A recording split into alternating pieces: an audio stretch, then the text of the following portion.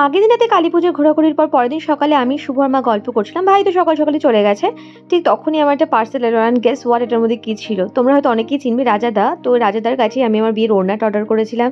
আর দেখো কি অসাধারণ পাঠিয়েছে। একদম ফুললি স্যাটিসফাইড। এটার মধ্যে সুশি মানে আমাদের হ্যাশট্যাগ লেখা ছিল। প্লাস আমি তোমারও সঙ্গে বেঁধেছি আমার প্রাণ এখানে লাইনটা ছিল।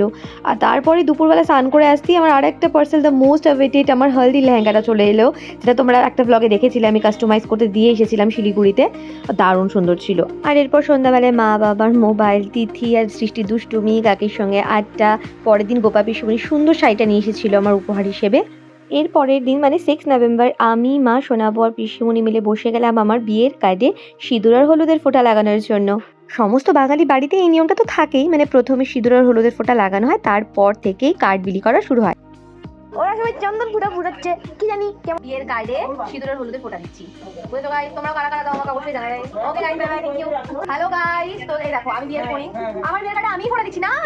আর ঘটকা ছাড়া তো আমার বিয়ে যে কোনো কাজে ইনকমপ্লিট, তবে ভীষণ খেটেছে বাচ্চাটা। বিয়ের কার্ড আমরা সাজায় রাখতেছি। আর এই যে দেখো আমরা এই কজন মিলি সব কার্ডে সিঁদুরের হলুদের ফোঁটা লাগিয়েও শেষ করে ফেলেছিলাম।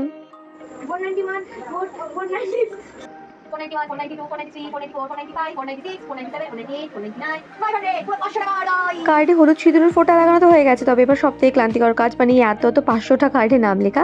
অনেকগুলো আমি লিখেছিলাম, অনেকগুলো বাবা ইনস্ট্যান্টও লিখে দিয়েছিল। চলো দেখা হবে পরবর্তী একটা ব্লগে। ততদিন সবাই ভালো থেকো, সুস্থ থেকো, টাটা।